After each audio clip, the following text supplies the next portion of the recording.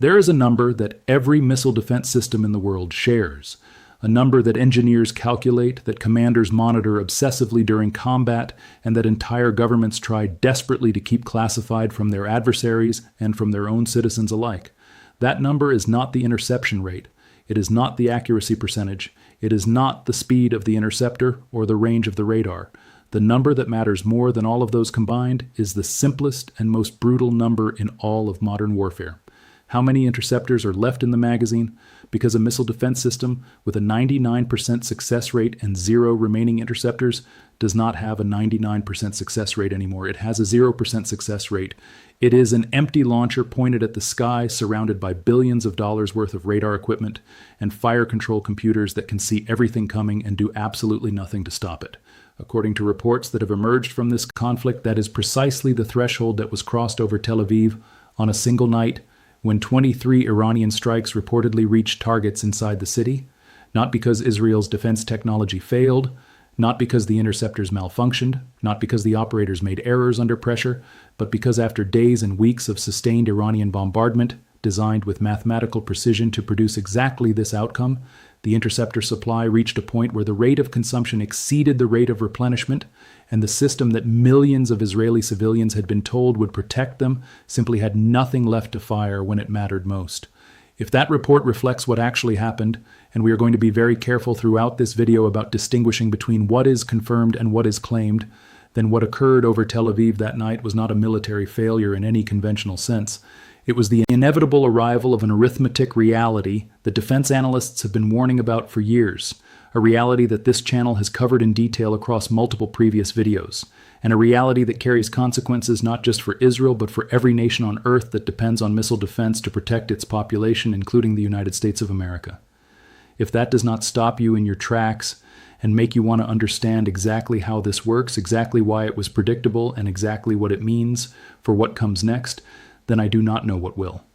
But if it does, and I suspect it does because you are watching this channel for a reason, then hit subscribe for War and Wealth right now and tap that notification bell, because what we are about to walk through in this video builds directly on the analysis we have been developing across this entire series. And by the time we are finished today, you're going to understand a dimension of modern warfare that most people, including most people in positions of political authority, have not yet fully grasped. Let us get into it. I want to start exactly where I always start, which is with complete honesty about what we know and what we do not know, because that honesty is the foundation that everything on this channel is built on, and I will never compromise it. As of the time this analysis is being produced, the claim that 23 Iranian strikes reached targets inside Tel Aviv in a single night originates from reporting that includes Iranian state media, regional outlets, and open-source intelligence analysts tracking the conflict in real time.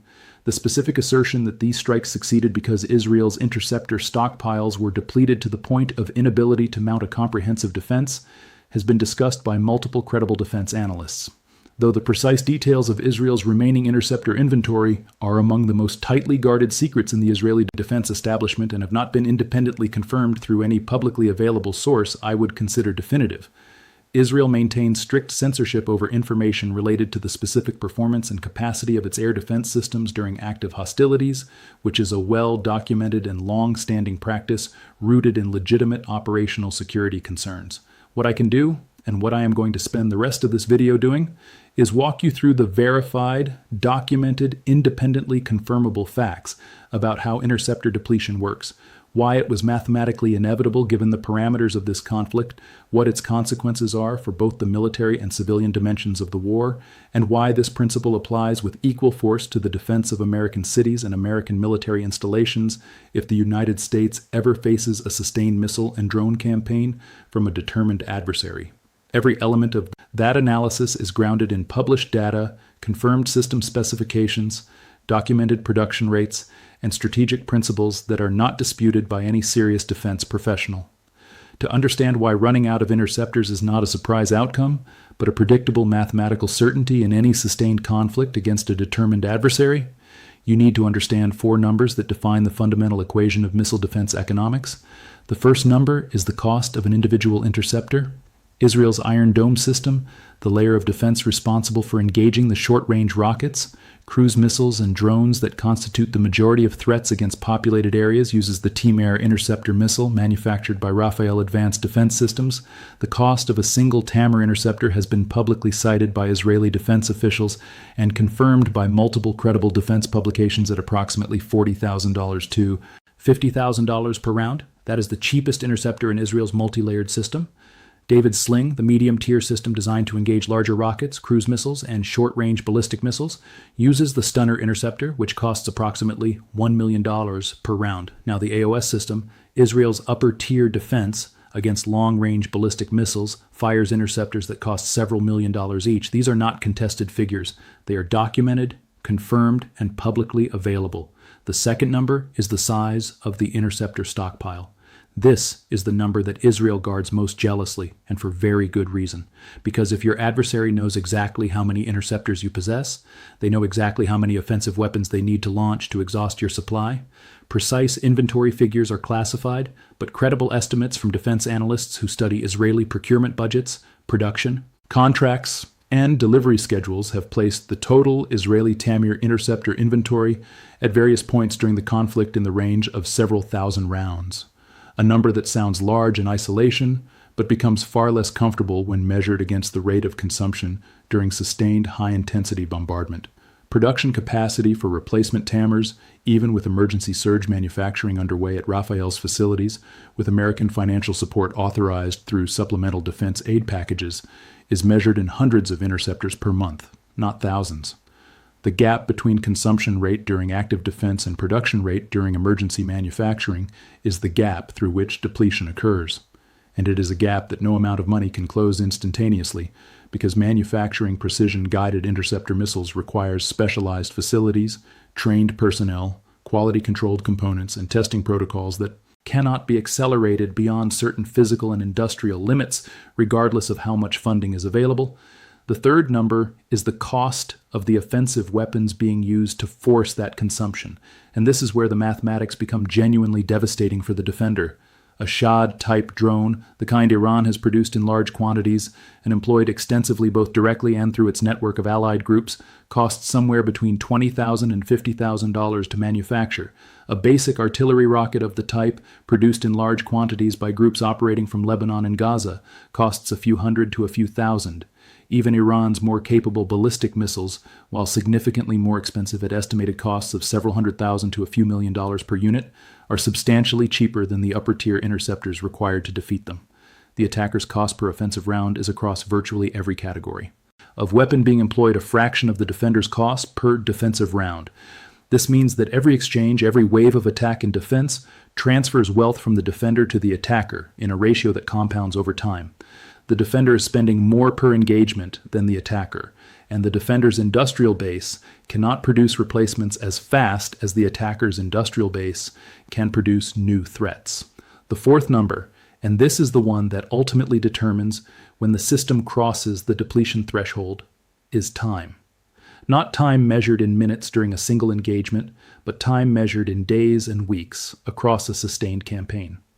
A single night of heavy bombardment might consume hundreds of interceptors. A week of sustained engagement across multiple threat axes simultaneously might consume 1,000 or more. And the key insight, the insight that transforms this from a manageable logistics challenge into an existential military problem, is that the attacker gets to choose the tempo. The attacker decides how many waves to launch per day, how many days to sustain the campaign, and how to distribute those waves across time to maximize the consumption rate while minimizing the defender's opportunity to resupply. A smart attacker does not launch everything at once in a single dramatic salvo that the defender can concentrate all resources against. A smart attacker launches enough in each wave to force the defender to fire interceptors, spaces the waves closely enough that the defender cannot meaningfully resupply between them, mixes cheap drones with more expensive missiles to force the defender to engage across multiple cost tiers simultaneously, and maintains this pattern day after day until the arithmetic does what the arithmetic was always going to do. This is not a revolutionary tactical concept. It is basic attrition warfare applied to the domain of air defense, and it has been described in open source military literature, war game analyses, and professional defense journals for years. The only thing that is new is that we are now watching it happen in real time against one of the most sophisticated and most expensive air defense architectures ever constructed. The reported outcome over Tel Aviv, if accurate, represents the moment when the consumption curve crossed the supply curve, when the cumulative expenditure of interceptors over days and weeks of sustained Iranian bombardment finally exceeded the combined total of pre-war stockpiles and emergency wartime production. And the consequences of crossing that threshold extend far beyond the immediate military domain into the political, psychological, and strategic dimensions of the conflict in ways that are genuinely difficult to overstate. Because missile defense in a country like Israel is not merely a military system, it is a social contract. It is the foundational promise that the government makes to its citizens. The promise that says, yes, we live in a dangerous region. Yes, we face adversaries who want to harm us. But we have built a shield that will protect you, that will keep your children safe, that will allow you to continue living your lives with a degree of normalcy even during times of conflict. Iron Dome in particular has occupied a unique place in Israeli national consciousness since its first operational deployment. It has been celebrated in Israeli media, cited by Israeli politicians as proof of the nation's technological superiority, and experienced directly by millions of Israeli civilians who have watched its interceptors streak across the sky and felt the reassurance of knowing that the system was working, that the explosions they heard were interceptions rather than impacts. When that system reaches a point where it can no longer provide comprehensive coverage, when strikes begin reaching the city, not because the technology failed, but because there are simply no more interceptors available to fire, the psychological impact on the civilian population is not proportional to the number of strikes that get through. It is catastrophic and disproportionate because it destroys not just buildings, but the foundational sense of security that allows a society to function under threat. The political consequences for Israel's government flow directly from this psychological rupture, a government that has built its legitimacy partly on the promise of security, that has justified the costs of war, partly by pointing to the effectiveness of its defensive systems, faces an entirely different domestic political environment when those systems visibly failed to protect the country's largest population center. The questions that emerge in that environment are not gentle or patient. They are urgent and angry. Why were stockpiles not larger? Why was production capacity not expanded earlier? Why were diplomatic alternatives not pursued more? Aggressively, when it became clear that the attrition math was trending toward depletion, these questions do not wait for the war to end before they demand answers. They emerge in real time, amplified by social media, by footage of unintercepted strikes hitting residential areas, by the visible fear on the faces of civilians who no longer trust the system to protect them. And those questions create political pressure that constrains the government's strategic options in ways that the adversary understands and deliberately exploits. A government facing a domestic crisis of confidence in its basic protective capability is a government that may be forced to accept ceasefire terms it would never have considered while the shield was still holding. The depletion of interceptors does not just change the military balance. It changes the political balance in ways that can determine the outcome of the war more decisively than any battlefield engagement. The relevance of this analysis to the United States is direct, immediate, and profoundly uncomfortable for anyone willing to think it through honestly. The United States military depends on the same fundamental missile defense principles, the same finite interceptor inventories, and the same cost asymmetric dynamics that have produced the situation we are analyzing in Israel. American Patriot batteries carry a specific number of interceptors per launcher. American Aegis destroyers carry a specific number of SM-2, SM-3, and SM-6 missiles in their vertical launch cells. American THAAD batteries carry 48 interceptors each. None of these systems have unlimited ammunition. All of them face the same mathematical vulnerability to sustained attrition that we are watching play out in Israel right now. And the American industrial base, despite being far larger and more capable than Israel's, faces its own production rate constraints for precision-guided interceptor missiles that cannot be overcome instantly regardless of funding levels. The time required to manufacture a single SM-3 Block 2IA interceptor from raw materials to completed, tested, deliverable round is measured in years, not weeks. The number of facilities capable of producing these weapons is limited. The supply chains that provide specialized components from guidance electronics to solid rocket motor propellant are complex, globally distributed, and in some cases dependent on single-source suppliers whose capacity cannot be doubled overnight by writing a larger check. Multiple senior defense officials have publicly testified before Congress about the need to expand the American industrial base for precision munitions and interceptor missiles, citing the lessons of ongoing conflicts as evidence that current production rates are insufficient to sustain a high-intensity conflict against a peer or near-peer adversary.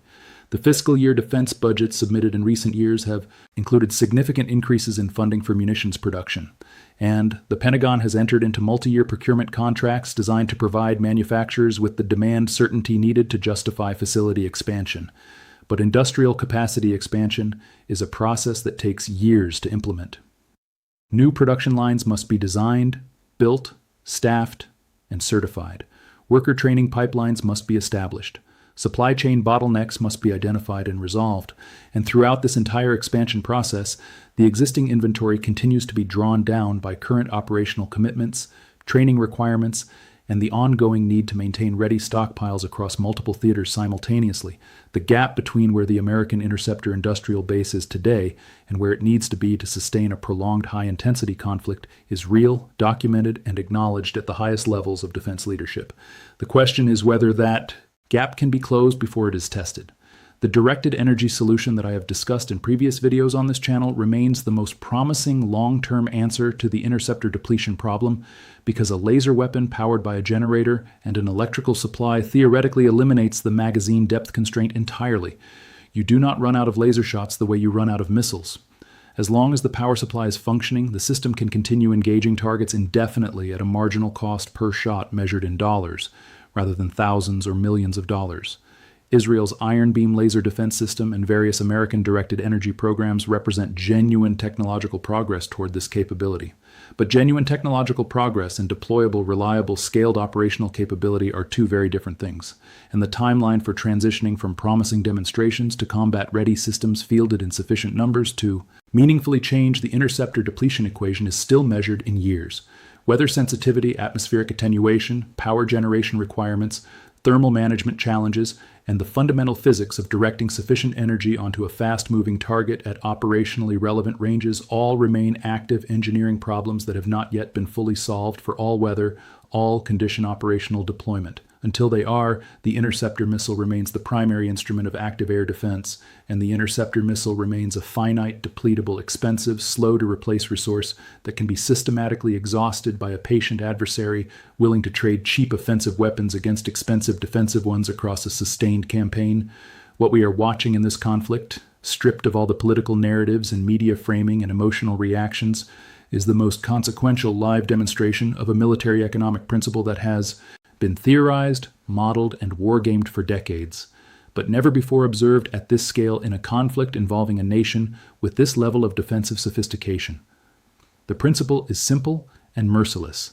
In a sustained conflict between a technologically advanced defender with expensive, finite interceptors and a determined attacker with cheap, mass-producible offensive weapons, time favors the attacker, not because the attacker's weapons are better, not because the attacker's technology is more advanced, but because the attacker's weapons are cheaper to produce, faster to manufacture, and available in quantities that systematically overwhelm the defender's ability to maintain its interceptor supply at the rate needed to provide continuous, comprehensive protection. The 23rd strike that reportedly reached Tel Aviv was not more sophisticated than the first strike that was intercepted. It was not guided by better technology or delivered by a more capable missile. It reached its target for the simplest, most devastating reason possible. There was nothing left to stop it. That is the reality of modern warfare in its most distilled, most uncomfortable form. An understanding that reality is not optional for any American citizen who wants to make informed judgments about defense spending, foreign policy, alliance commitments, and the strategic trajectory of the country they live in. This is what war and wealth exist to provide. Not comfortable narratives, not partisan talking points, not simplified sound bites designed to make complex problems feel manageable. We provide the actual analysis grounded in verified data and documented principles that let you see the world as it truly operates, rather than as someone else wants you to see it. And right now, I genuinely need to hear from you because the discussions that happen in this comment section are among the most substantive and most valuable strategic conversations happening anywhere on the internet, and your contribution makes them better. Drop a comment below this video right now and tell me your honest assessment of the most important question raised by this analysis. Do you believe the interceptor depletion problem is a temporary challenge that expanded production capacity and directed energy weapons will eventually solve, restoring the defender's advantage? Or do you believe we are witnessing a permanent structural shift in the relationship between offense and defense, a shift in which the economics of cheap, mass-produced attack drones and missiles will always outpace the economics of expensive precision interceptors, fundamentally changing how nations must think about protecting their populations and their critical infrastructure? There is no simple answer, and the smartest people in defense are genuinely divided on this question, which is exactly why I want to hear your perspective. After you leave that comment, take 10 seconds and share this video with someone who needs to see it. Someone who serves in the military or who has family serving, someone who works in defense industry or who invests in defense sector companies, someone who simply cares about understanding the forces that are shaping the world their children will inherit. Content like this reaches the people who need it only when people like you actively carry it beyond this page. And I am asking you directly to do that right now because the stakes of this conversation are real and growing. And if you have not yet subscribed to War and Wealth, I need you to fix that right now. Hit the subscribe button, tap the notification bell. This conflict is evolving rapidly. The strategic landscape is shifting with each new development, and the analysis we are building here connects every new event to the deeper patterns that determine what comes next. You want to be here when the next piece of this puzzle drops into place. Subscribe now. I will see you in the next one.